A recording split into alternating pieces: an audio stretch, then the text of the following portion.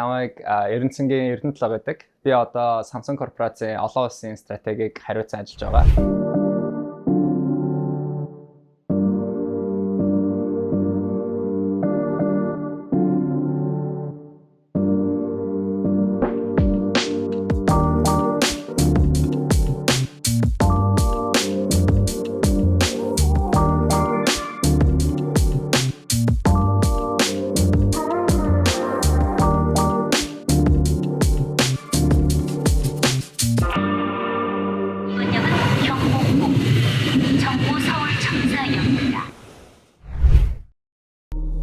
Ерөнхий ивент тэтгэгч Sandman банк ус санхүүгийн байгууллага.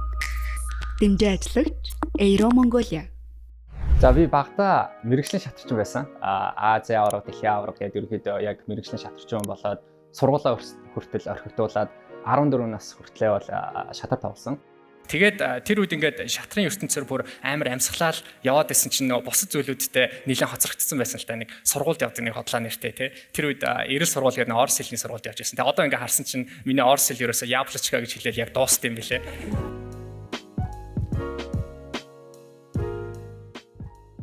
Брауныг төгсөөд зүгээр ажлын туршлагаад ингээд тавчхан танилцуулгад бол Нью-Йоркийн Morgan Stanley-гийн хөрөнгө оруулалтын банкнд яг ашигт малтмалын төслүүд дээр ажилладаг байсан. Тэр нь юу гэсэн үг вэ гэхээр ямар нэгэн компани худалдаа авалт хийх тий. Тэр нь болохоор англиар mergers and acquisition M&A гэдэг тиймэрхүү төрлийн ажил хийдэг байсан. Нөгөө тал нь болохоор ямар нэгэн компаниудыг өнөөдөр ингээд хувийн компани тий private компани тэгээ public болохыг хүсэж байна. Тэгэхээр IPO хийнгээд тэр IPO-нд хийх бүх одоо материалуудыг бэлдээд артлынхын бүх үнэлгээнүүдийг нь бол гаргадаг байсан.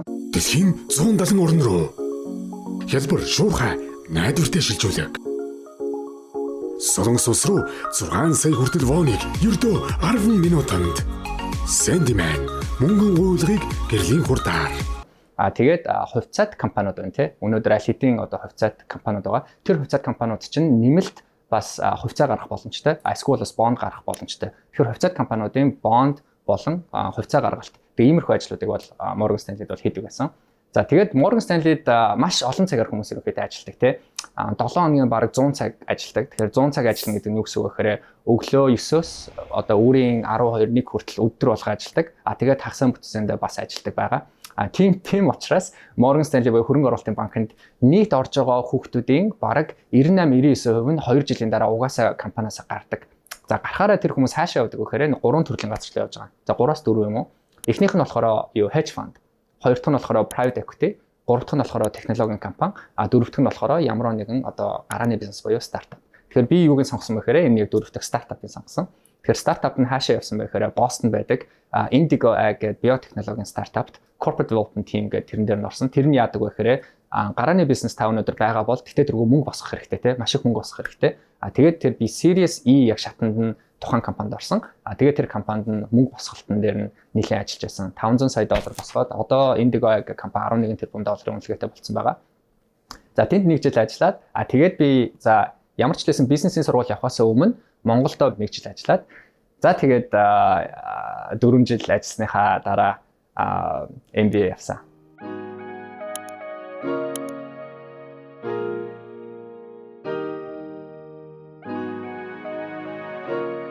За Harvard-ийн бизнесийн сургуульд орсны миний хувьд бол зөвхөн хамгийн том шалтгаан нь бол сургуулаа төгсөөд карьерийн өөрчлөлт хийх тийм хүсэлтэй байсан. Урд өмнө болохоор дандаа хөрөнгө оруулалтын банк тэгээ санхүүтэй холбоотой тиймэрхүү компаниудад ажиллаж исэн бол бизнесийн сургуулаа төгсөөд технологийн компани болон одоо корпорацийн тийм стратеги хийдэг тиймэрхүү төрлийн ажил хийхийг маш их хүссэн. Тэрнээс гадна бас Америкт ажиллана гэхээсээ илүүтэйгээр илүү одоо Азийн компаниудад ажиллах тийм сонирхолтой байсан. За тэгээд анх сургуульд ороод Harvard-ийн бизнес сургуульд ороод бөөн баяр те бөөн компаниуд над дээр ингээд хурж ирээд та манай компанид орооч гэх нэг тиймэрхүү зүр зураг ингээд өөр ингээд бодсон чинь ерөөсөө тийм байгаагүй. Харин ч тэнд маш их өрсөлдөөнтэй за тэгээ өндөр цалинтай тиймэрхүү яг компаниудын тэр слотууд нь бол амар бага байд юм билэ. Тийм учраас маш их өрсөлдөөнтэй тим юу бол орцсон байсан. Тэгээд тэрэн дээр нэмээд бас нэг хэцүү зүйл нь болохоор яг намайг бизнесийн их сургуульд явхад ковид болсон байсан тий. Тэгээ ковид болсон чинь зөндөө олон компаниуд өөрсдийнхөө тэр нөгөө нэг рекрутингийнхаа процессыг ингээд зогсоогоод зарим нь болохоор маш бага аваад тэгээ тэр үед бол бас жоохон нэлээд стресстэй байсан. Тэгээд их сургуульд та нар нөгөө нэг full time offer авахд ажил авахд заавалчгүй 3 дугаар курстэй түрүүн бүгдээрээ дадлага хийдэг байсан гэж ярьсан шүү дээ. Яг тэрнтэй адилхан бас яг бизнесийн сургуульд байхад тэр 100-да энэ 2 жилийн сургууль. Тэгэхээр эхнийхээ жилийнхаа 100 бас дадлага хийх хэрэгтэй байдаг. Тэгээд би тэрэн дээр дадлага хийсэн. Технологийн зөвлөх үйлчилгээ үзүүлдэг тэм консалтинг компанид Boston хотод Keystone Strategy гэдэг тэр компанид бол ажилласан. Тэгээд маш олон цагаар ажилласан. Нэлээд хүнд байсан. Яг үнийг хэлэхэд бол зүгээр л амар хичээсэн. Энэ бас амар competitive. Тэгээд бас амар өндөр цалинтай. Би одоо 17 хоног ажилласан шүү дээ. 2 сар ажиллаад $47,000 авсан. Жишээ нь. Тэгтээ би баг амьдралдаа тэгж их ажиллаж үзээгүй. Хүмүүсээ ковид болсон. Ковид болол хүмүүстээ амар баяртай тий амар бага ажиллаад яг тийм үед би баг 7 хоногийн 110 хэдэн цаг ажилласан баха. Бүр өвхөө шахсан шүү дээ. Тэгээд ашгүй азар манай эхнэр now my wife манай найз охин Boston намайг бүр ингээд амар арчилсан. Түүнээс биш би бүр яа. Арай л дэндүү ажилласан тий. Дэлхийн 170 орн руу хялбар шуурхай найдвартай шилжүүлэг. Солонгос улс руу 6 сая хүртэл воныг ердөө 10 минутанд. Sandyman мөнгөн уулгыг гэрлийн хурдаар.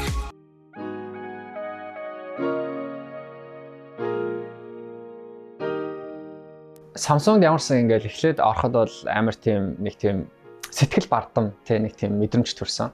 Яагаад вэ гэхээр яг хөө технологийн зөндөө олон том компаниуд байна л да тий.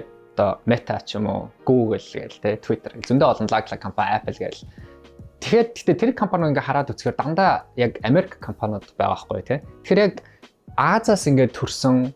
За тэгээд Apple-ийн одоо лаглаг iPhone гээл тий тэр утаснуудтай ингээл бүгднтэй ингээл үзэлцээл тэгэл явж байгаа Азийн компани амар ховор штэ тий.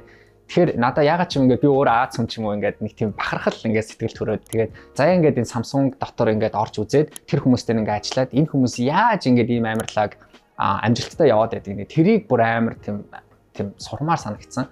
Тэгээд Samsung гэдгээс гадна тий Солонгос улс чинь өөрөө ингээд амар хөгжсөн. 30-40 жилийн өмнө өнөөдөр Монголтой бараг адилхан байсан бол өнөөдөр дэлхий дээр тий технологи за тэгээд Korean culture малч ингээд бүх юмараа ингээд тэргүүлээд өнөөдрийн бараг GDP-гээрээ дэлхийд ихний 10-т ингээд ороод явж байгаа ийм лаг орны ийм лаг компанид ингээд ажиллах бол амар том гоё омших сэтгэл бол яа харахгүй бол төрсөн. За Samsung гэдэг нь өөрөө эзэнт гүрэн. Samsung эзэнт гүрэн нь өөрөө нэг 82 компанитай. Тэгэхээр би юу хийдэг вэ гэхээр энэ бүх дивижнуудын дээр одоо корпорацийн стратегийг хариуцж байгаа тэр багт байдаг. Энэ багт би хамгийн анх ороод юу хийдэг байсан бэ гэхээр яг одоо зөндөө олон төслүүд орж ирнэ. Тэр төслүүд дээр болохоор би яг гүйцэтгэгч те стратегийн гаргалтад нь тусалдаг байсан. Тэгвэл би одоо яг project-ийн тэр төслийн бол яг ахлах бол биш байсан. Project leader гэдэг ахлах нь биш байсан. Зүгээр тэр project дотор одоо яг ямар нэгэн task-ыг бүрдүүлж байгаа стратегч хүн байсан байхгүй юу? Тэгээд 1 жил 3 сарын дараа юм уу нэг 3-4 ингээд төсөл дээр айгүй сайн үнэлгээтэй яваад байх юм бол тухайн нийт олон стратегчаас 1-2 хүнийг одоо төслийн лидер болгож ингэж промот хийдэг байхгүй юу? За тэгээ би project leader болсон. 1 жил 3 сарын дараа юм уу? За тэгээ project leader болохоор маш олон цагаар ажилладаг. Нилээн одоо тийм стресстэй.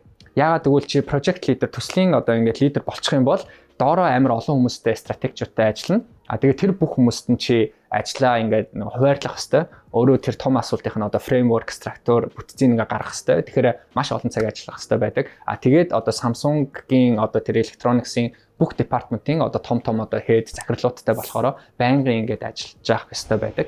Тэрийг би нэг 8 сар хийсэн үү? За тэгээд тэрнийхээ дараа би илүү оператор рол руу орсон. Оператор рол руу орно гэдэг нь юу гэсэн үг вэ? Одоо би Samsung Electronics-ийн яг одоо fintech, payments, digital wallet гэдэг нэг том services баг байгаа. Тэр багийнх нь би өнөөдөр олон улсынх нь business development, тэгээд partnership, тэгээд стратеги, тэгээд product-ийн гаргалтын дээр одоо өнөөдөр ахлаа явж байгаа. Тий.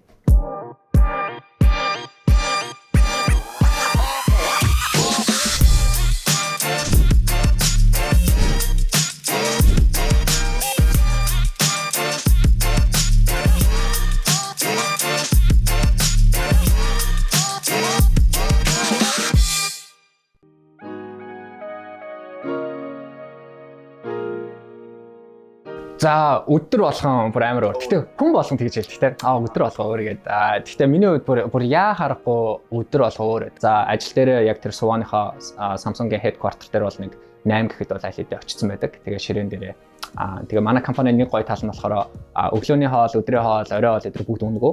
Тэгээд яг өглөө очиод яг бүх юмнууд ингээд бэлэн байгаа. Тэгээд нэг кофе аваад, нэг хідэн снэк аваад тэгээд ажил дээрээ нэг 8 цаг гэдээ бол эхэлсэн байдаг. За 8 цагаас нэг 11 цагт бол байнгын нэг 4-5 уулзалт бол байнга болж байгаа. Тэр уулзлууд нь илүү яагаад болдог вэ гэхээр би Америк болон одоо Европын дижитал wallet-ийнхаа одоо бизнесийн хөгжүүлэлтийг хийж байгаа учраас Америк дахь одоо бүх өөрийнхөө нэг харилцагчнартайгаа өглөө уулзалттай байдаг тий. Тэгэхээр өглөө нэг 8-аас нэг 11 хүртэл уулзалтууд ороод за тэгээд дараа нь ланчнда ороод за тэгээд ланч нэг цагийн үед дуусаад тэгээд солонгосчууд амар сонин тэгээд яг өдрийн хоолоо идчихэд заавал бүгд ингээд кофе ууж алхдаг байгаа. Тэгэхээр бас тэр нь бас их сонирхолтой. Тэгээд тэд нартайгаа бас заавалчгүй ямар ч сан өдрийн хоолоо идчихэд кофе ууна. За тэгээд дараа нь бол дахиад нэлээд олон уулзалтууд байгаа. Тэр уулзалтууд нь гэхдээ одоо Америк биш, илүү яг дотоодынхаа хүрээний Samsung-ийнхаа одоо headquarter дээр байгаа зөндөө олон уулзалтууд байгаа. Зөндөө олон багуудтай. Тэгээд дуусаад за нэг 5-6-гийн үед бол яг өөрт нэг тодорхой хэмжээний нэг цаг гарч ирдэг. Тэгээд тэр цаг дээр болохоор өөрийнхөө ажлуудыг нухацлах, тэгээд доор ажиллаж байгаа залуучуудаа дараачих нь өдөр болон одоо тий 7 хоногийнхын ажлуудын таскууд ингэж хуваарлж өгөх. За тэгээд ер нь ихэвчлэн 5 хоногтой бол байнгын л ажил дээрээ хоол идэж байгаа. Тэгээ хоол идээд за тэгээд нэг жимд хаяа яваад тэгээд гэртээ ирэхэд бол нэг 9-10 цаг гэж ирж байгаа. Тэгэхээр нэг өдрийн хувьд бол нэг өглөө 6-аас босоод нэг орой 9-10 хүртэл ямар ч лсэн ажлын холбогдолтой байдаг.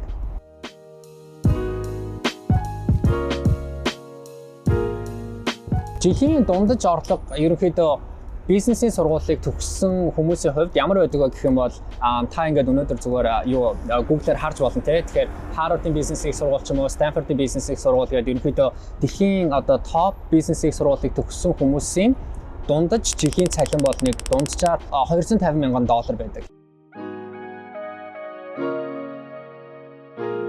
За орлогоо хэрхэн би зарцуулдаг вэ гэх юм бол яг нэг тийм амар нарийчилсан. За тий сар болгоныхоо орлогын яг тэдэн хувийг ингээд хадгаламжид хөрөнгө оруулалт нь хийн. Тэдэн хувийг ингээд яг одоо иймэрхүү зүйлүүд зарцуулна. Яг нэг тийм юм бол надад байхгүй.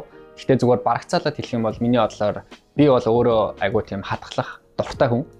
Тэгэхээр сарынхаа нийт орлогын бол нэг за 60-аас 70% бол ямар ч байсан ямар нэгэн байдлаар хадгаламж эсвэл ингээд хөрөнгө оруулалтын ангилалд бол хийдэг байх гэж бодож байна. За тэгээд 30% нь бол ингээд одоо зардал байна тий. Тэгэхээр 30% зардал нь өөрөө юу юунаас бүрддэг вэ гэхээр болохоор ингээд за амьдарч байгаа ямар ч лсэн түрээс байна.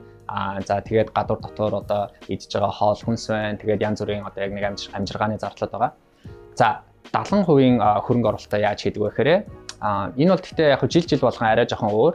Саяхан Монголд нэг үйл хөдлөх хөрөнгөд бол ингээд мөнгө зарцуулсан байгаа тий.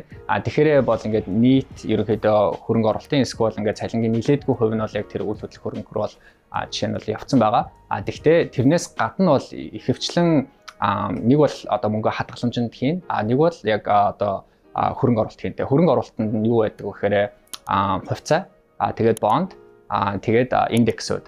Тэгээд илүү индексэд би илүү хөрөнгө оруулдаг. Ягаад гэвэл яг хувьцаа болгон дээр ингээд дүн шинжилгээ хийгээд анализ хийгээд хувьцаа болгон ингээд сонгоод тэрэндээ ингээд хөрөнгө оруулалт хийхэд бол нэгт маш их цаг ордог. Хоёрт бас айгүй эрсдэлтэй тий. Тэгэхээр миний хувьд бол илүү тийм өндөр эрсдэлтэй тэгээд өндөр өгөөчтэй одоо ангилалд хөрөнгө оруулалт хийхээсээ илүүтэйгээр илүү яг эрсдлээ одоо агнсан тийм бага эрсдэлтэй ч гэсэн маш одоо дайжгүй тийм өгөөж өгөх тиймэрхүү хөрөнгө оруулалтын одоо салбарт илүү мөнгө ихэ боддог. Тийм ч учраас хувьцааны хувьд бол илүү тийм индекс S&P 500 ч юм уу те. Тэгээд зарим нь болохоор бас хадгаламжинд бол хийсэн байгаа. Тэгээ Монголын хадгаламж ойрын үед айгүй өндөр хувьтай байгаа учраас бас айгүй зүгээр байгаа даа шүү те. За тэгээ мэдээж сар болгон миний зарлага бол яг өөрөөр байдаг баг. Гэхдээ за байр тэгээд амжилтгааны зардлыг бүгдийг нэмээд ерөнхийдөө нэг 9-10 сая вон гардаг баха.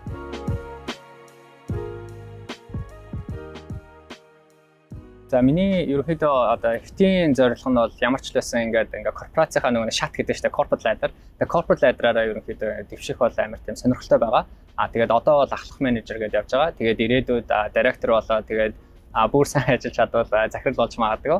Тэгээд ямар ч лсэн ойрын ирээдүйд бол нэг тийм Монгол руу шууд буцъя гэсэн бодол одоохондоо бол байхгүй байгаа. Гэхдээ ирээдүйд ингээд өөрийнхөө сурсан мэдснээ ямар ч лсэн Монголынхаа хөрсөнд бол буух зорилготой байдаг. Гэхдээ нэг ойрын нэг 5-10 жилд бол Монголоос гэхээсээ илүүтэйгээр илүү Солонгос тэгээд Сингапур болон энэ Азийн одоо энэ ойрын орнуудад ажиллах бодолтой байгаа.